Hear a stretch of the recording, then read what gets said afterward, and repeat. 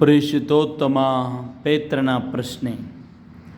ನನ್ನ ವಿರುದ್ಧ ತಪ್ಪು ಮಾಡುತ್ತಿರುವ ನನ್ನ ಸಹೋದರನನ್ನು ಎಷ್ಟು ಸಲ ಕ್ಷಮಿಸಬೇಕು ಪ್ರಭುವೇ?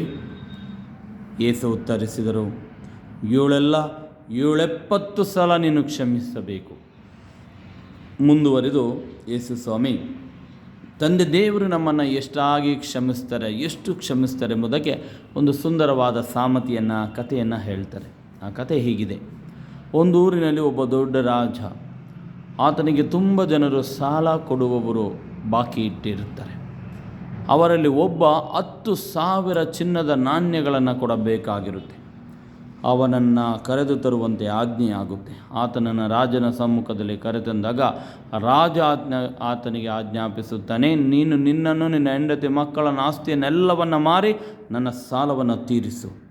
ಕೂಡಲೇ ಆತ ರಾಜನ ಕಾಲಿಗೆ ಬಿದ್ದು ಅಂಗಲಾಚಿ ಬೇಡಿಕೊಂಡ, ಕರುಣೆ ತೋರಿ ಪ್ರಭುವೇ, ಸ್ವಲ್ಪ ದಿನ ತಡೆದುಕೊಳ್ಳಿ, ನಿಮ್ಮ ಸಾಲವನ್ನು ತೀರಿಸ್ತೇನೆ.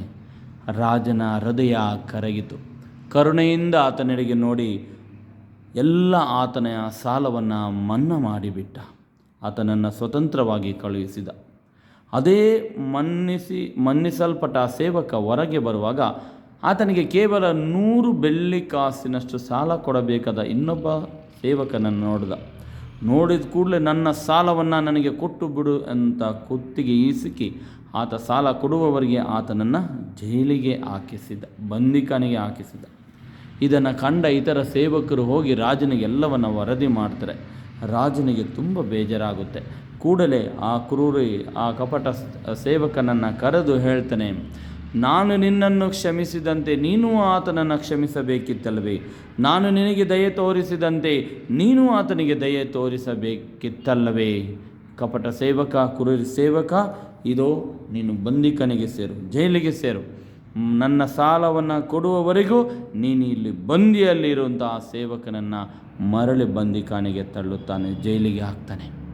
ಪ್ರಿಯರೇ, ಇದರಿಂದ ನಮಗೆ ಪ್ರಭು ಯೇಸು ಏನು ಹೇಳ್ತಾ ಇದ್ದಾರೆ ಅಂದರೆ, ತಂದೆ ದೇವರು ನಮ್ಮ ಅಪಾರ ಪಾಪಗಳನ್ನು ಕ್ಷಮಿಸ್ತಾರೆ. 10,000 ಚಿನ್ನದ ನಾಣ್ಯ. ನಾವು ಕ್ಷಮಿಸಬೇಕಾಗಿರುವುದು ಕೇವಲ 100 ಬೆಳ್ಳಿ ಕಾಸು, ಅಂದರೆ ತುಂಬ ಕಡಿಮೆ. ಹಾಗಾಗಿ ದೇವರು ನಮ್ಮನ್ನು ಕ್ಷಮಿಸಿರುವುದರಿಂದ ನಾವು ಇತರರನ್ನು ಕ್ಷಮಿಸಿ ಬಿಡೋಣ. ಕ್ಷಮಿಸಿದರಿಂದಲೇ ನಮಗೆ ನೆಮ್ಮದಿ.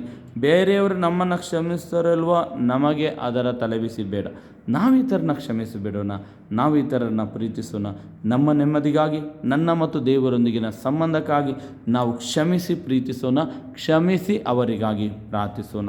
ಪರಮ ಪ್ರಸಾದದಲ್ಲಿರುವ ಪ್ರಭು ಯೇಸು ನಮ್ಮೆಲ್ಲರನ್ನು ಆಶೀರ್ವದಿಸಲಿ, ಕ್ಷಮಿಸುವ ಗುಣವನ್ನು ನಮ್ಮೆಲ್ಲರಿಗೆ ನೀಡಲಿ. ಆಮೇನ್.